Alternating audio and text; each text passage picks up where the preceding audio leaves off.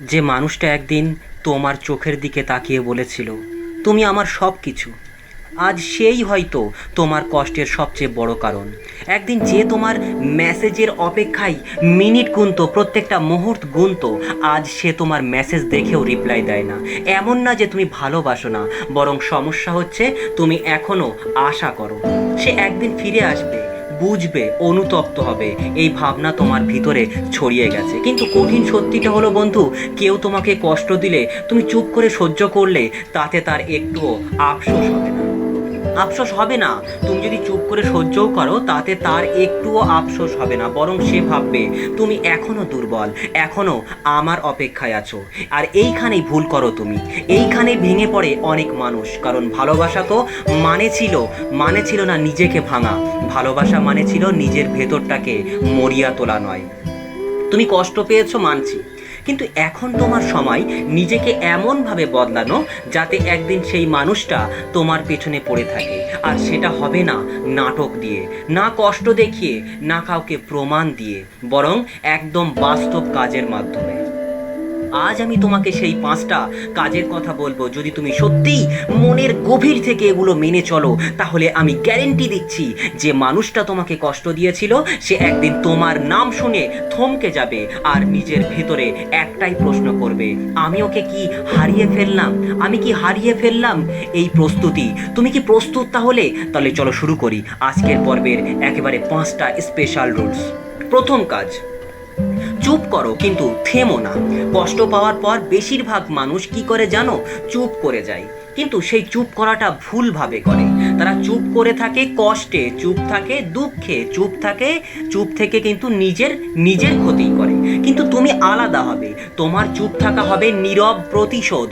তুমি কথা কমাবে কিন্তু কাজ বাড়াবে। যে তোমাকে অবহেলা করছে সে যেন দেখে তোমার জীবনে একটুও থেমে থাকা নেই।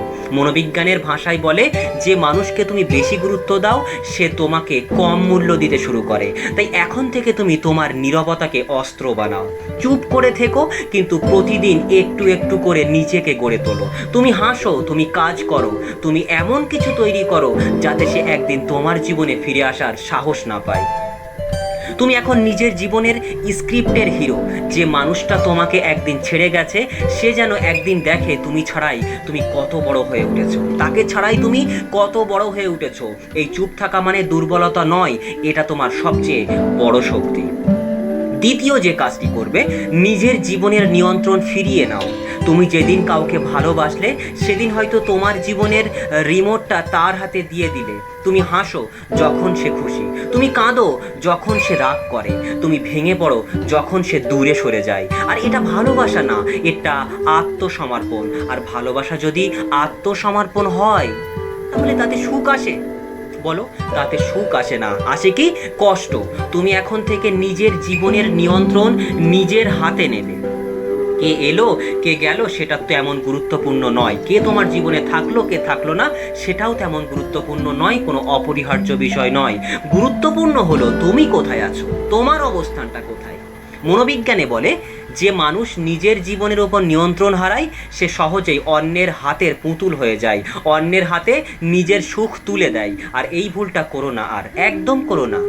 তুমি সকালবেলা ঘুম থেকে ওঠো নিজের জন্য, নিজের কাজ করো, নিজের আনন্দে থাকো, নিজেকে সাজাও নিজের ভালো লাগার জন্য। কারণ যখন তুমি নিজের নিয়ন্ত্রণে চলবে তখন তোমার আত্মবিশ্বাস বাড়বে, আর সেই আত্মবিশ্বাসই হবে তোমার সবচেয়ে বড় আকর্ষণ। তুমি দেখবে যে মানুষটা একদিন তোমাকে ছেড়ে গিয়েছিল সে এখন তোমাকে বুঝতে পারছে না। তোমাকে না পেয়ে তার ভেতরটা পোড়াতে শুরু করছে, কারণ সে হারিয়েছে সেই মানুষটাকে যে একদিন তার জন্য বাঁচত, তার জন্য মরতো। এখন ওই একই মানুষ সে নিজের জন্য বাঁচে। তৃতীয় কাজ, নিজের কষ্টকে শক্তিতে পরিণত করো। তুমি জানো পৃথিবীতে এমন একটা শক্তি আছে যেটা মানুষকে সম্পূর্ণ বদলে দিতে পারে। সেই শক্তির নাম কষ্ট। যে মানুষ কষ্টকে সহ্য করে সে টেকে না, কিন্তু যে মানুষ কষ্টকে ব্যবহার করতে শেখে সে একদিন এমন জায়গায় পৌঁছায় যেখানে তার নাম শুনলেই অন্যেরা থেমে যায়। তুমি হয়তো ভাবো, আমি তো ওর জন্যই কেঁদেছিলাম, নিজেকে হারিয়ে ফেলেছি। ঠিক এখান থেকেই তোমার পরিবর্তন শুরু হবে। তুমি কাঁদবে না আর, তুমি সেই কান্নাকে রূপ দেবে দৃঢ়তায়।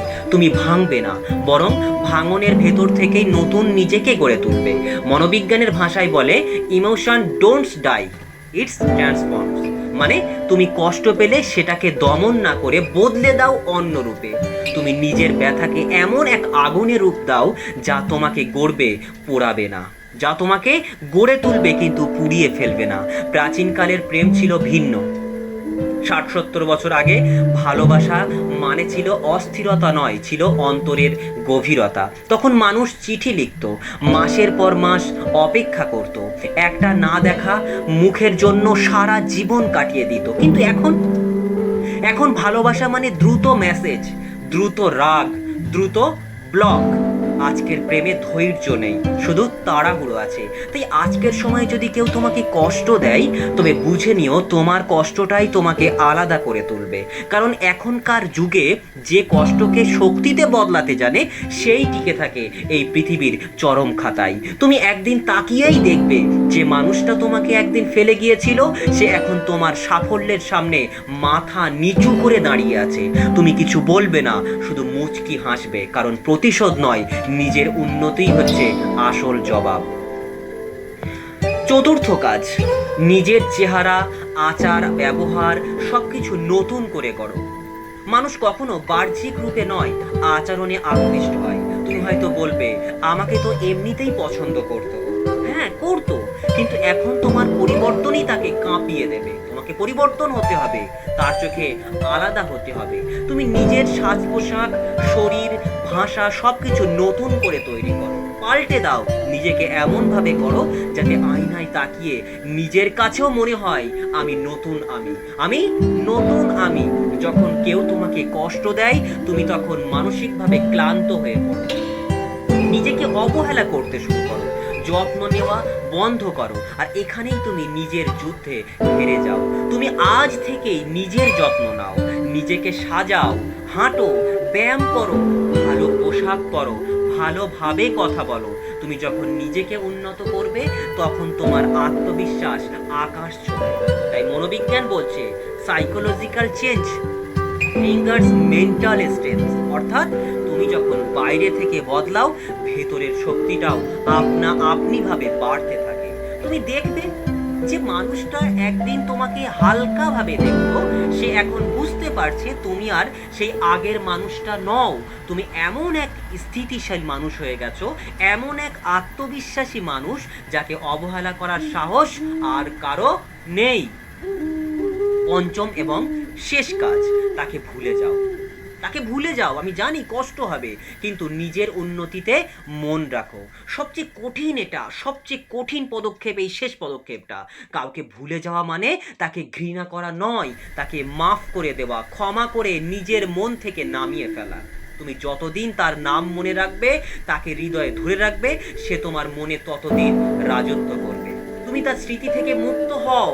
তুমি বলো, নিজের মনে বলো, হ্যাঁ, ও এসেছিল, কষ্ট দিয়েছে, কিন্তু এখন আমি মুক্ত হয়েছি। তাই মনোবিজ্ঞান বলে, forgiveness is not for then, it's your. অর্থাৎ মাফ করা মানে তাকে জেতানো না, নিজেকে মুক্ত করা। তুমি যখন কাউকে ছেড়ে দিয়ে নিজের উন্নতিতে মন দেবে, তখন তোমার জীবন নতুন রূপ নেবে। তুমি বই পড়বে, নতুন জায়গা দেখবে, নিজের স্বপ্নের দিকে হাঁটবে। তুমি এমন কিছু অর্জন করবে যা তাকে ভাবাবে, আজ আমি যাকে হারিয়েছি, সে এখন আমার চেয়েও অনেক বড়। এবং ঠিক সেই মুহূর্তে সে তোমার পেছনে পড়ে থাকবে, কিন্তু তখন তুমি থামবে না, কারণ তুমি বুঝে গেছো ভালোবাসা মানে কারোর জন্য ভাঙা নয়, ভালোবাসা মানে নিজের ভেতরটাকে শক্ত করা। তো তুমি যে মানুষটা ছিলে, সেই মানুষটা একদিন হয়তো কারো ভালোবাসায় হারিয়ে গিয়েছিলে, কিন্তু আজ তুমি যে মানুষটা হচ্ছ, সেই মানুষটাকে আর কেউ হারাতে পারবে না। জীবন একটাই, কষ্ট পেলে কেঁদো না, কষ্ট পেলে কেঁদে নাও, কিন্তু তারপরে আবার উঠে দাঁড়াও। যে তোমাকে কষ্ট দিয়েছে তাকে কিছু প্রমাণ দিতে যেও না, তাকে বোঝাতে দিতে যেও না। প্রমাণ দাও সময়কে আর নিজের সাফল্যকে। একদিন সে নিজে থেকেই বুঝবে তোমাকে হারিয়ে আসলে সে নিজেকেই হারিয়েছে। আর তুমি তখন শুধু বলবে, ধন্যবাদ বন্ধু আমাকে কষ্ট দেওয়ার জন্য, কারণ তাতেই আমি আজ এই জায়গাতে পৌঁছেছি। আমার এই ভিডিও সম্পর্কে তোমাদের মতামত অবশ্যই কমেন্টে জানিও।